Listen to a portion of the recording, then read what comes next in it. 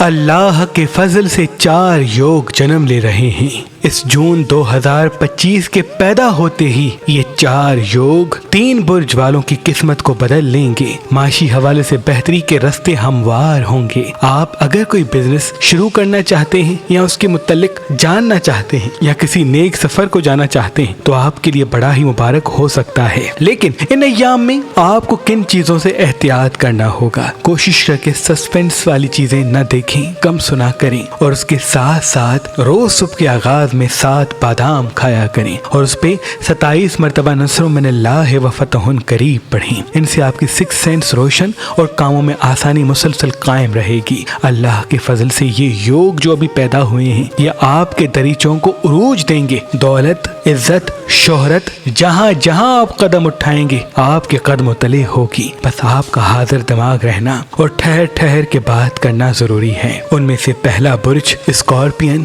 دوسرا برج کیپریکون اور تیسرا برج لبرا ہے۔ اب ان 3 برج والوں کو اللہ کا فضل ایسے حاصل ہوگا، اگر یہ مٹی کو بھی ہاتھ لگائیں گے تو وہ سونا بن سکتی ہے۔ بس ان کا اپنے غصے کو قابو رکھنا، فضول خواہش سے دور ہونا اور میٹھی زبان کے ساتھ گفتگو کرنا ضروری ہے۔